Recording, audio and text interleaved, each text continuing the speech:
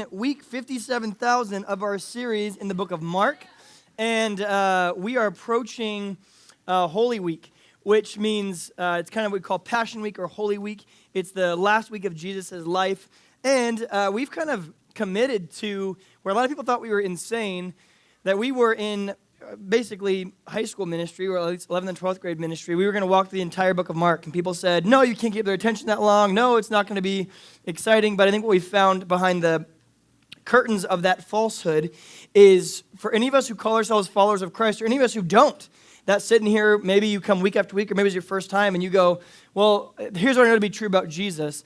A lot of us, I want to challenge you with this question. Have you actually read the stories of Jesus, or have you taken all of your information secondhand?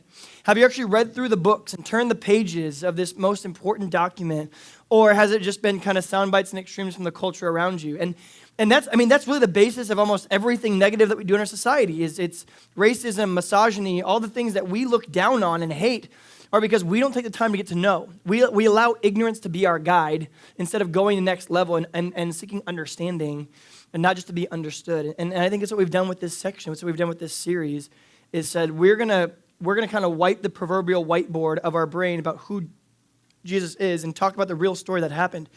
And we've seen a very different picture than a lot of us were expecting, and we are concluding it here in the next couple of weeks. And this week we are in John's favorite gospel called Mark. Mark chapter 14, beginning at verse 32. Mark 14, verse 32. Mark is towards the back of your Bible. Four guys' names: Matthew, Mark, Luke, and John. They're the four guys who tell the story of Jesus. Mark chapter 14. We see this important part in the story where Jesus is about to be betrayed by one of his best buddies named Judas, and he's in the garden of a place called Gethsemane. Okay, the Semitic way of saying it is Gethsemane, or which literally means the olive press. Okay, so a really important trade for Israel back in the day, a source of commerce was the food that comes out of Israel and also the oil that comes out of Israel. So there's 9 different fruits that are found locally and natively to Israel. Anything that's now growing in Israel that doesn't belong there is called sabra. Okay, so that means it's a foreign invader, basically. But those that are natural to them include like honey, not like bee honey, but date honey, which would mean dates themselves as well. And there's pomegranate, junk like that. But olives are one of those things. Olives, obviously, when you press olives to make olive oil, you can use olives in their natural state to be food, but olive oil was used to soothe wounds. It was used to cook. It was used to protect your flock from fleas, gnats, and stuff like that. You would pour oil on them to protect them from that. It was used for anointing kings. It was used as a way to even bathe yourself. Oil was an extremely precious thing. So Jesus finds himself in one of his favorite hangouts with his disciples called the Garden of Gethsemane, or the Garden of the Olive Press. And the Garden of Gethsemane is actually on a hillside that is surrounded by olive trees. You can go there today. So last time I was in Israel, I'll show you this picture. This is Gethsemane today. So it's still there. Because the olive trees don't really die. Part of them might die, but then they grow up a new root. Okay, so that's why they kind of look like trees in Africa. So the original tree might have been, I'm talking about those big like trees like Rafiki runs around in. So you see this tree, that might be, the original one might be right here, just this little part right here. And then you got an offshoot here, and then they grow together, and it looks like there's this big tree. Probably easier to see out here. See, there's one normal tree, there's a tree coming out there, and then they're going to grow together, and it'll just look like one fat tree.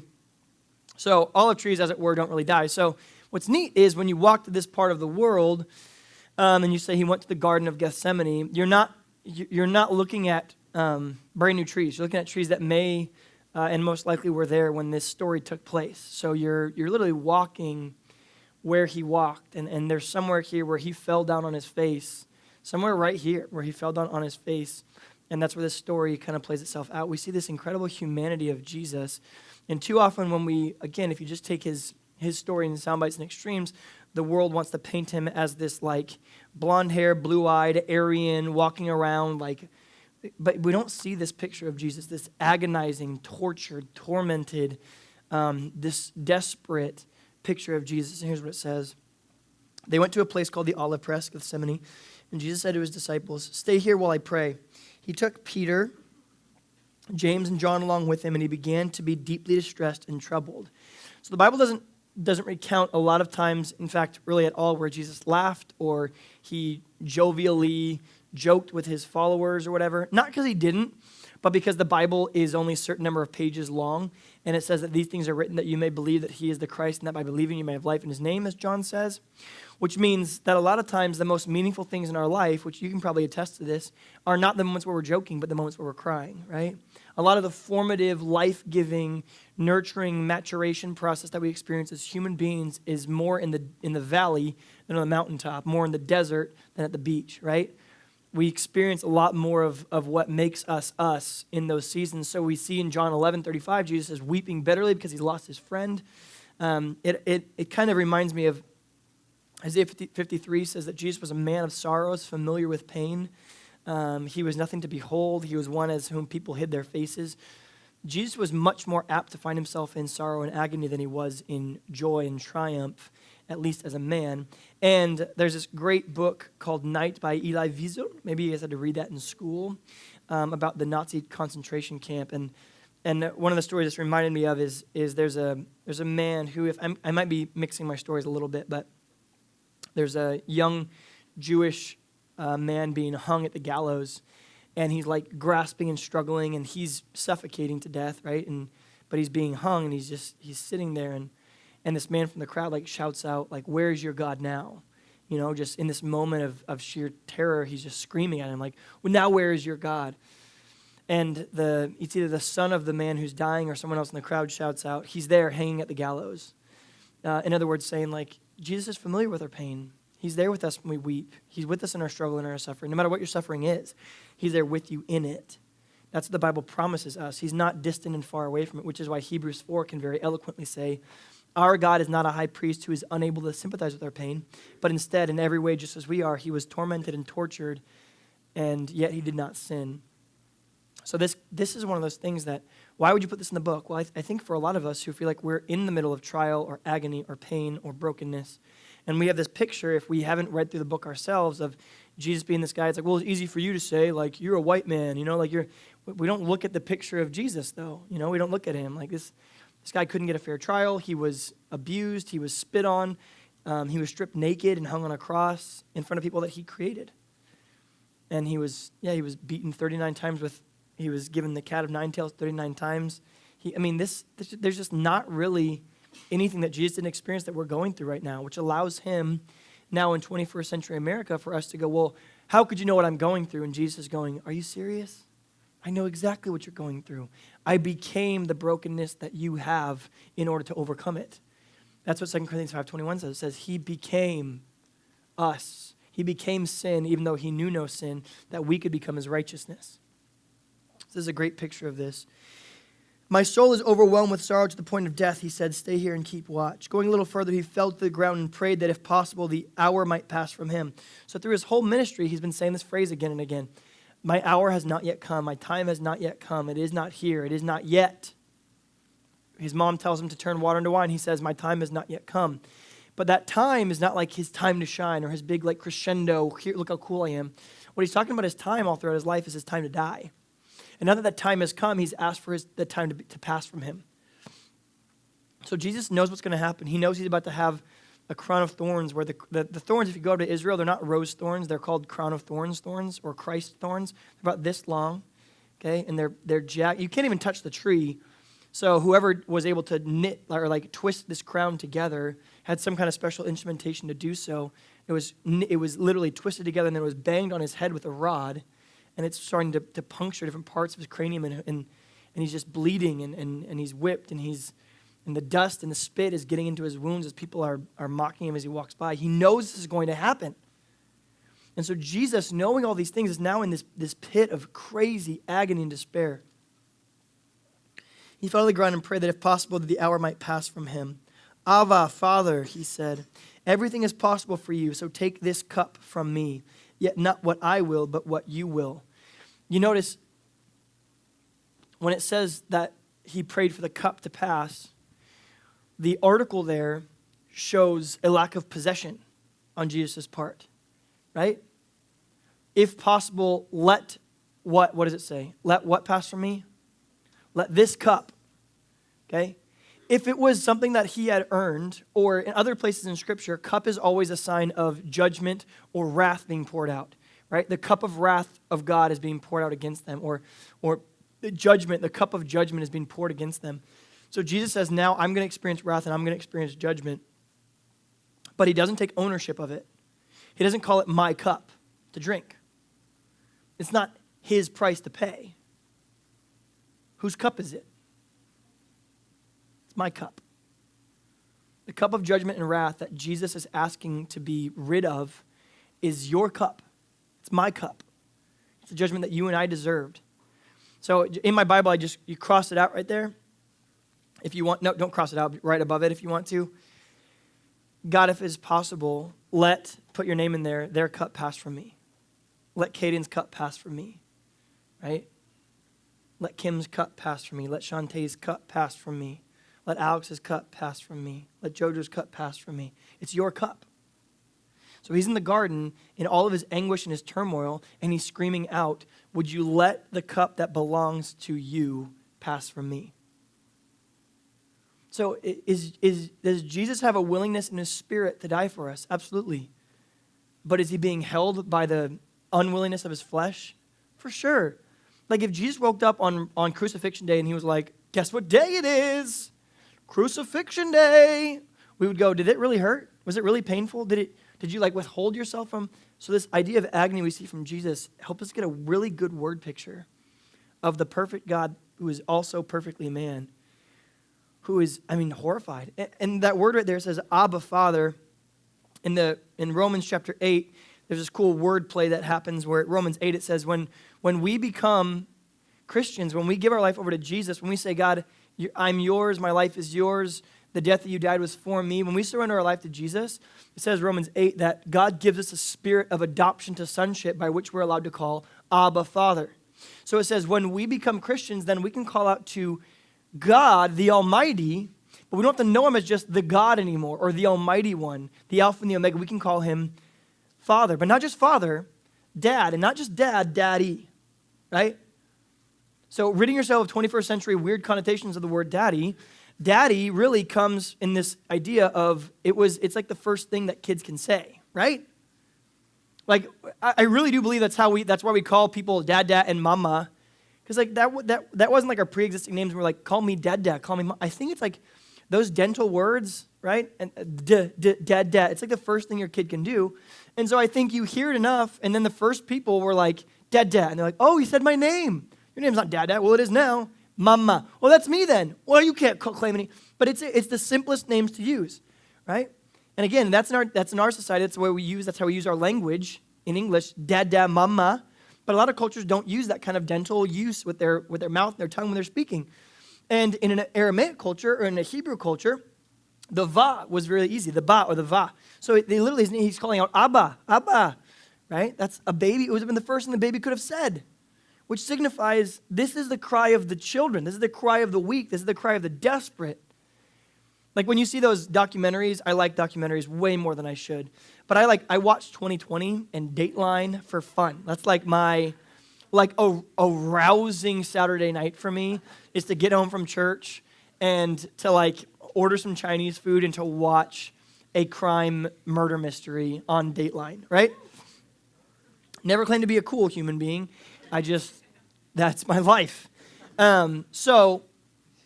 But when you see those documentaries and it's like, hey, these people are going to be reunited at long last. You know, father and son never met each other. When they're talking about meeting their father, they call them father, right? That's what's earned, right? You might be the sperm donor that led to the 23 alleles that I needed to exist on that side to partner with my mom's. That's what you are. But dad is an earned reputation, and daddy is one even step further. It's out of desperation. Father's not provocative, it's not intense, it's not deeply relational. Excuse me, father, right? Dad is a little bit more, but we can also say it when we're being really sarcastic. Dad, but daddy, my son the other night, on Friday night, had an asthma attack in the middle of the night, and so we had the ambulance at our house, and firemen are coming, trying to open up his windpipe and stuff. It was horrifying. All three of my kids have this disease called reactive airway disease, so 15 times last year. We had an ambulance at our house in the middle of the night. This is what they do. It's like the scariest freaking thing in my life. Like, I hate it more than anything. It's one of the things that, like, it's like I pray for that all the time. Like, would it be taken away? And God's answer is always no. It's actually really difficult for me to understand that. Like, why not? You know, like, just, it's not, they're babies. Like, why are they? It's actually something I still struggle with a lot. But in the midst of that, like, I'm praying, and my son's screaming, and then he starts turning different colors because he can't breathe. And it's the worst. And so you have to start injecting epinephrine into him to try to open up his passageways and stuff like that. But he's on the top bunk, and he comes into my room, and he's barely getting any words out, but it's daddy is the only thing he can get out. Daddy, daddy, daddy, daddy, daddy, daddy, right? And it's like this desperate plea for help. And so I'm picking him up, and I'm getting the nebulizer, making sure I get the EpiPen. I got to get everything in him really quickly because we're on a schedule. Like, if we don't get the epinephrine in him quick, like, he will die. So we're running, doing that kind of stuff, and in the midst of that, that's like all he really can get out. And like he'll grab me, and you'll watch his to get a breath in. His windpipe's closing up, so his stomach goes all the way in, and he arches his back just to get a breath. And like, next time you have a straw in your mouth, breathe through the straw and don't let yourself stop. Just that's what he experiences. It's like trying to get enough oxygen through a straw. And so his oxygen count in his body goes down, and he turns purple and stuff. And like, before I was married, it was like invincible. Like, even if he killed me, I'm like, whatever. Like, I did a mission trip to Mexico in the middle of the night, and we got stopped by people, and they asked for all of our money, and they had guns and stuff like that. And I got home, and it was like this cool story I told, like, well, we got held up by a drug cartel. It was awesome. You know, and like we go on different missions and stuff like that, and trying to sneak Bibles into like foreign territories that weren't allowed. That was like my idea of fun.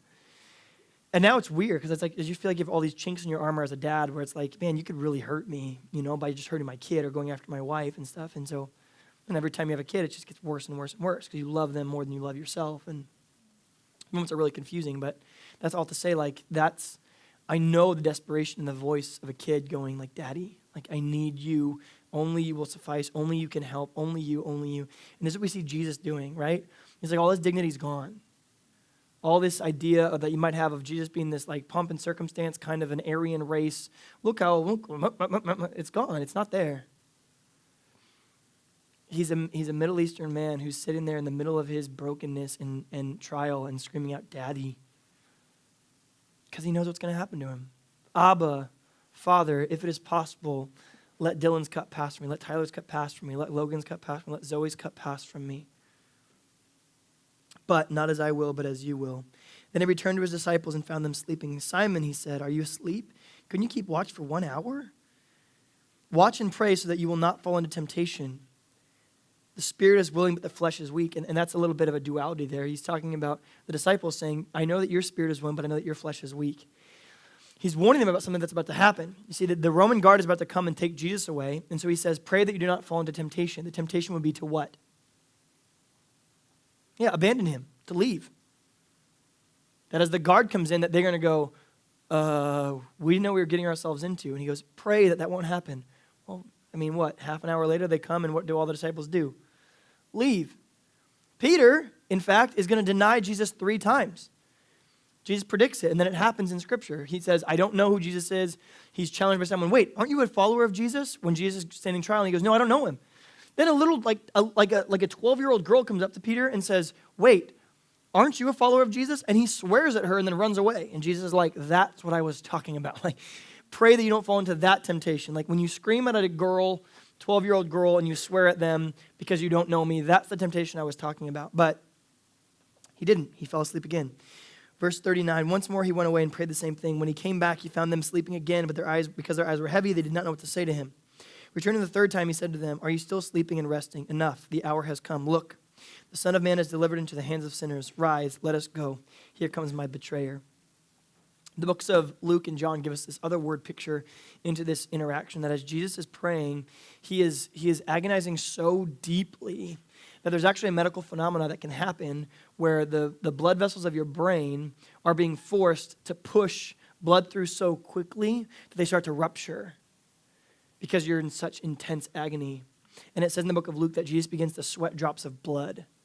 So as he comes back to the people, as he comes back to his disciples, he's got blood coming out of pores of where, right? It's where his sweat is supposed to come out, but now there's blood mixed with sweat, so he's just got this bloody face. He hasn't been hit or anything. It's just his agony. It's just knowing that he's going to experience literally hell on earth for us. So it's called the olive press. Let me show you a picture of what it looks like when olives get pressed. That's a picture of an olive press in motion in Jerusalem. So if you look at it, the way that you get olive oil is you put all these olives in this vat and then you push them down with this really hard rock. And the tension and the pressure of that actually secretes this olive oil. If you look at the bottom, it kind of looks like blood, right? And this is the word picture that God wanted to give us. He's like, Jesus will find himself in the olive press, being pushed so intensely that he begins to sweat, just like an olive would. He begins to bleed just like an olive would. So that's an olive press from the first century. That's you can still go today at Kiryat Nazarim, and you can go look at those things. But that's the word picture we want to get here. It also tells us in the book of John that Jesus in this moment is actually approached by Satan, right? In the darkest hour of his darkness, of his truest darkness, the darkness comes on him, which is a word picture for Satan. And he's not just being tormented inside of himself, but he's being tortured then by Satan. And here's what I want to finish our time out today is looking at this idea of when we are in the olive press in our life, when we are in anguish and anxiety and agony in our life. I think that there's three things. There's three lies that Satan would have us believe. We've talked about these before, and we're going to talk about them again, and we're going to talk about them again, because the only way that you contradict lies in your life is to continually tell yourselves truth.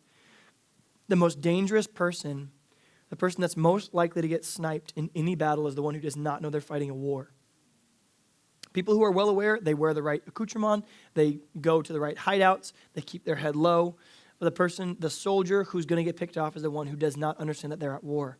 So if you don't know the lies and the tricks and the schemes and the cleverness of the enemy, do not be surprised that you're going to be one that gets picked off. And there's this stat that's by a guy named David Kinnaman. He wrote a book called You Lost Me. In it, he says about 75% of all Christian followers of Jesus, when they graduate high school, will fall away from faith. Now, 50% of them will go back to church as they start having families and kids and stuff like that. And I really do believe that the number in 11-12 is remarkably lower than 75%. And I think it's partly because our church as a whole believes so strongly in this age group, right? And there's such an emphasis put on this age group, which even to see behind the doors of kind of how our church thinks, even if other positions kind of open up around church and they're like, well, what if Chris Hilkin led that ministry? What if Chris Hilkin went and did that thing? That Chris Brown in our leadership constantly says there's nothing more important than what they're doing right now.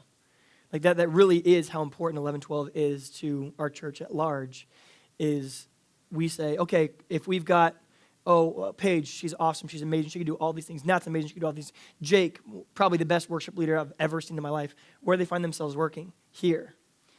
Because it's so, this ministry is so important. Because you're the ones that are going to go right into college.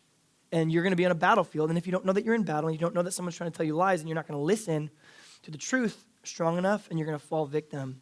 So I would probably say, even if I'm being really conservative, saying okay, I would say it's less than this, but let's say even 1 in 5 that graduate from 11-12 who are involved in a life group who are actually seeking Jesus.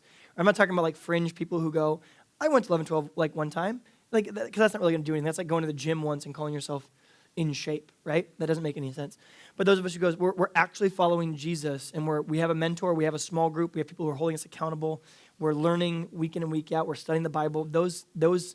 That brand of Christian that graduates from this place, not saying you have to be radical or weird or anything, but you're just committed to what's going on. Let's say conservatively that number is 1 in 5. That 20% of 11-12ers after they leave are going to have a crisis of faith where they walk away at least for a season, even if 50% of them come back. I bet there's no one in here who likens themselves among that number, right? If you're an actual follower of Jesus, does anyone here go it's probably me. I'm probably that one of the, I'm part of that 20%. It's probably me. I'm more likely to follow than anyone else. And here's the issue. If you're in a room of this size, of 100 or so people or whatever it is that's in here, no one here is thinking it's me, which means it's some of us, right? The odds that 100% of you will go and continue in your faith through college and through the rest of your life, I'd bet a lot of money against that, but no one here is going, it's me. I'm the apostate. I'm the one who's going to reject. I'm the one who's going to, and even historically speaking, sometimes when we put money down, we can tell you kind of who's going to fall away and who's not, because there's just these little tiny things that people buy into. And I want to give you guys these 3 lies. And the way I want to illustrate it is to go back to the book of Genesis.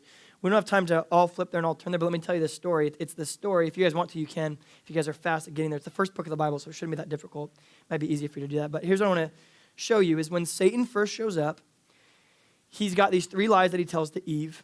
When Satan shows up back again to tempt Jesus in the wilderness in the beginning of the book of Mark, he tells the exact same 3 lies. When he's with Jesus through Peter, he tells the exact same lies. When he's with Jesus in the garden, he tells the exact same lies. And in the book of Revelation, it says that crafty serpent of old. It's talking about Satan again. And it says, look, if this is the ammunition that Satan brings and feels like it's sufficient to challenge Jesus with, then you better believe it's the same ammunition he's going to use against you in your faith. And here's what it says in the book of Genesis chapter 3. It says, now the serpent was more crafty than any of the other wild animals that the Lord God had made, and Eve in the garden is confronted by the serpent. Okay? And the serpent said, did God say you couldn't eat of any fruit in the garden? And Eve responds, no, we can eat of the fruit in the garden. We just can't eat fruit from that tree because if we eat it or we touch it, we will surely die. To which Satan responds, you will not surely die. God knows that when you eat of it, you will be like him, knowing good and evil. So here's the lies that Satan tells to Eve. To create the fall of mankind in the first place, here's the deception that he gives, and it's threefold. Let me hand this to you guys. Number 1, is God really good? This is a lie that Satan, again, Satan isn't going to come out and go like, God hates you, right? Because we would clearly see that, but it wouldn't be deceptive. You guys know what deception is? It's when something tricks us. That's the difference. When someone's trying to trick you, they try to appear in one state, and then they fool you into thinking that what is realized is different than what was supposed, right? That's why we like magic. You put like an elephant underneath a rug. Sheet? What do you put elephant under? Curtain? And then you go, and then you put the curtain down. And if the elephant's still there, we go, okay, right? But when the elephant disappears, we go, wait, there was supposed to be an elephant there. And if I raised up a sheet right here, right? If I brought Tyler up here and I like stood in front of him and I said, you guys think Tyler's going to be there? You're going to go, yes. And if he wasn't, you would have gone, whoa, I was deceived. I would have bet. I was sure. I would have put money on. I was convinced. That's what deception means. It means you're convinced of one thing that isn't actually true, which is why deception doesn't show up and go, hey, guess what? The sky, totally red. No, it's not. Ah, frick, you got me. All right, well, try again tomorrow. Bowling pins, they're all green. No, they're not. Ah, frick. But what if it was just to go, here's what Satan does. He goes, did God really say don't eat of that fruit? It's more of a question, right? And then he goes, this is how it would translate into modern day. If I was trying to trick you, I would go, what if? I'm not saying this is the way that it is, but what if God has this tree and it actually is able to make you godlike? I know, it sounds ridiculous, but I'm saying, what if, I'm not saying it did, but what if God has this tree and it actually would turn you into a god just like him? Like, what if God used to be man too? He ate of this fruit and it made him a god.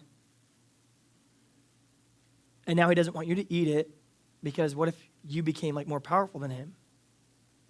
I'm not saying that's the case. I'm just saying like what other reason would he have for not eating it? Why could you eat of any other fruit? But this one's it's a special tree and he says don't eat of it. I'm just saying, what if actually the case is that it'll make you just like him, knowing good and evil? Well, he said if we eat it, we're going to die. You're not going to die. You're not going to die. He's being hyperbolic. You're not going to die. You'll be fine. He's just nervous. So those are 2 lies so far. Number 1, is God really good or is he withholding something from you? Number 2, is disobedience really that costly? Or is sin really that bad? Is this really that big of a deal? Don't we minimize sin all the time in our culture? Yeah, okay, well, I cheated and I stole and I gossiped about people, but at least I'm not killing people. Isn't that big of a deal? Yeah, I'm technically married to my wife, but we're not having a lot of sex, so I'm taking it elsewhere, and I'm getting sex over here. What does it matter? She doesn't know about it. I'm being pleased. Is it really that big of a deal? And as long as we can justify it, we think that if I'm able to self-justify, then God justifies it too. And when I self-justify, I go, well, God's okay with it. In fact, I feel it's comfortable in my spirit that I do that. As if your spirit, it should be trusted as some measure of truth. And those are the lies. Is God really good, or is he withholding something from you? Is sin really that bad? Is disobedience really that costly? The third lie is this. What if there's a shortcut to glory? What if you can achieve what you want to achieve, but you don't have to go through pain or trial or what's more difficult? What if there's glory without obedience? What if you can get to where you want to get without going God's way? Like a shortcut. And these are the lies that we still are told in our culture. When Jesus is met in the wilderness, Satan says the exact same lies. Make these stones into bread. Or does your dad not want you to eat? Doesn't your father in heaven sent you out into the wilderness to not eat for 40 days? Turn these stones to bread. I mean, unless maybe, what if your dad just doesn't want you to eat? What if he likes that you're hungry? In other words, is he really good? Fine, here's what we'll do. Come on top of this temple and jump off. And the angels will catch you. And as soon as they catch you, everyone will know, right? They've been mocking you and making fun of you. But as soon as the angels catch you, because you got to still fulfill your purpose, right? So you put God to the test. And then he'll save you. And then everyone can see that you are God. Wouldn't that be great? I know technically in Scripture it says, do not test the Lord your God, right? But this isn't that big of a deal. This is just you jumping off and showing your power. In other words, is sin really bad? What would it really cost you? The third one, he goes, all right, fine. Everyone's sinned, right?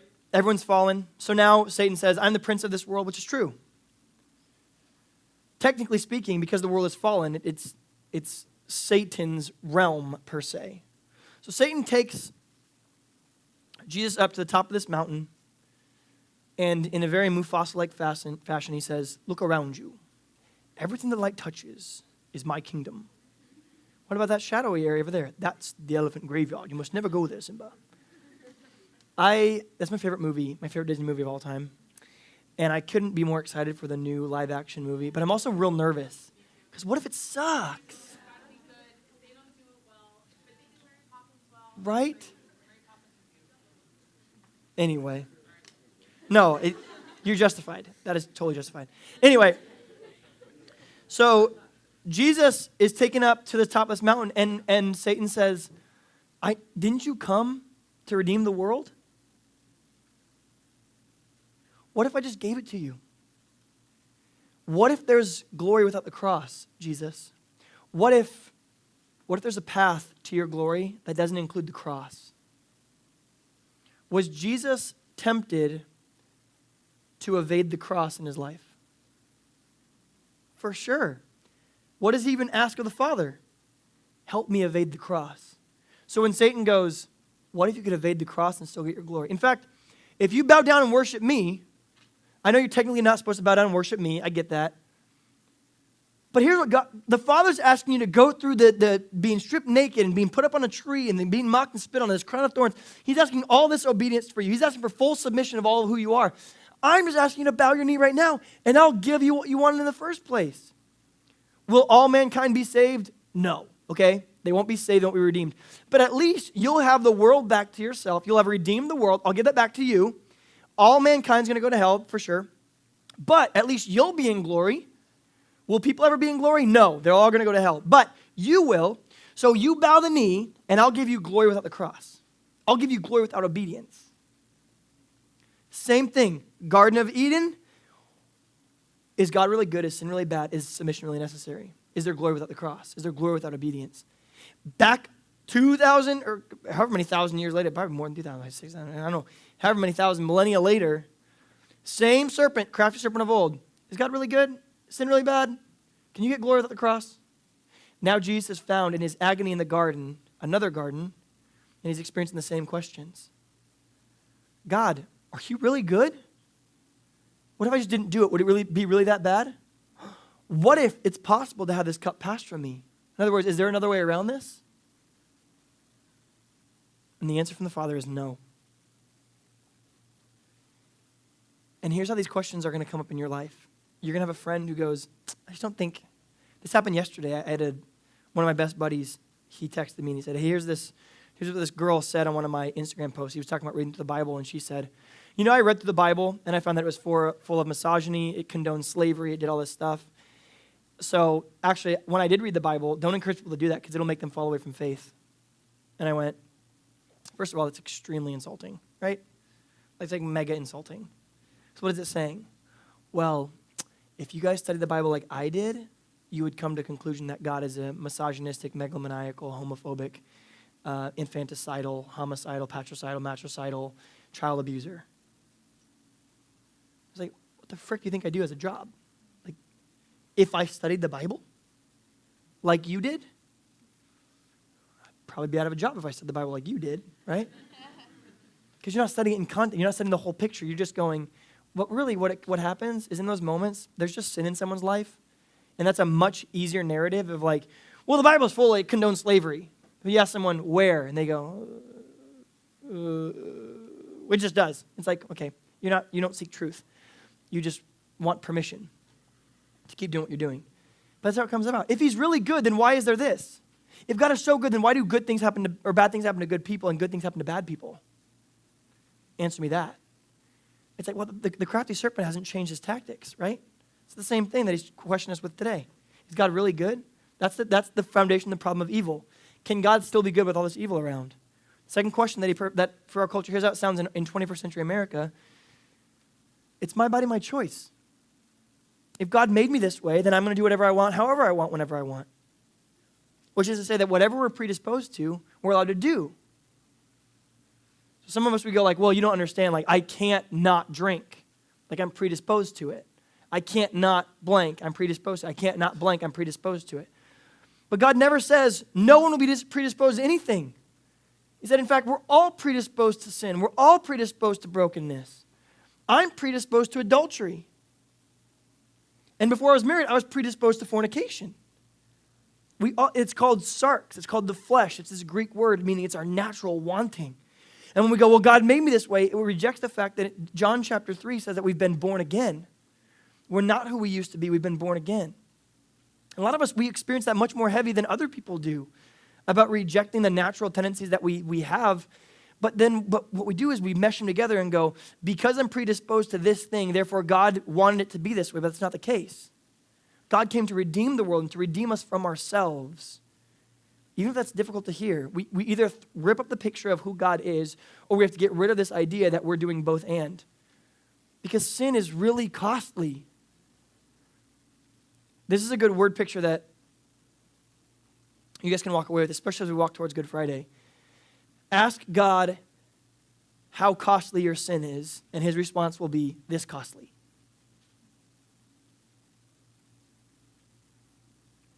How costly was my sin? It was this costly. And then he was nailed to the tree with his arms spread wide, answering two questions of yours. How costly is my sin? This much. But how much do you love me? This much. His arms spread wide on the cross tell us two things. Your sin was this costly, but I love you this much. And third, is there glory without obedience? In other words, when John 14:6 says Jesus is saying, I am the way, the truth, and the life. No one comes to the Father but through me. We go, but what if I tried this different route? What if I just lived a good life? What if I just tried to be a good person? What if I followed the teachings of Buddha or the Bhagavad Gita or what if Vajrayana? What if I just followed Hinduism? What if I just followed these things? Could I still get to the cross that way? So I can still get to heaven that way. There is no glory. There is no heaven without the cross. Satan tries to keep Jesus from the cross no matter what it takes. And ever since then, he's been trying to keep you away from the cross, whatever it takes. Because he knows that the cross is where he experiences defeat and where we experience victory. I want you guys to keep these notes with you, maybe even write them in your Bible, write them in your text. and challenge each other, but challenge yourselves too. As you experience this next wave of your life, seniors, you have very limited time left. You start moving into that next season of your life, you're going to start getting challenged with this more and more, because as your safe environment begins to get less safe, and as the culture around you begins to look and smirk and snark at what you believe, do not be surprised that Satan is going to find that as a great, big open door to come in and go, by the way, now that you're really into your boyfriend and you guys are hooking up all the time and you're not really following God anyway, was he ever good to begin with? Maybe he just condoned slavery in the Bible. Maybe he was actually a racist. Maybe your sin, you sleep with your boyfriend, it's not that big of a deal. Everyone's doing it. It's not that big of a deal. Or, you know what? You're being a good person. That's what's most important. Will you get to heaven? For sure. Do you need the cross? No. You don't need religion to get to heaven. Just be a good person. That's what Jesus came for, didn't he? These are the lies that Satan wants us to believe. Be on the lookout. Be on guard. The soldier that gets picked off is the one who doesn't think he's in a battle. But the battle that we fight is not against flesh and blood, but against the spiritual realm. Be acutely aware that you have a target on you that is God-sized, and you have an enemy that is Satan-sized. And if you're not aware of the battle you're in, you will get picked off. Let's use the agony of Christ in his olive press moment to go, what can this teach me about me and the way that I'm going to be tempted and moved to lies in my life? That was awesome. That was like supernatural. Let's pray. God, thanks for your agony. And it's a weird thing to thank you for, but even in your despair, you gave us a roadmap of what it looks like to obey. That when Satan came and told you lies, you responded with the truth of Scripture. May that teach us that in order to respond to Satan the way that we want to stay firm in our faith, it's going to require an intimate knowledge of who you are. That's how we know that something is fake, is when we've tasted the real thing over and over again, 1,000 times over. We're going to be able to tell really quickly when something is not. May we have your power and your courage and your bravery to do that in our lives. In your name we pray. Amen.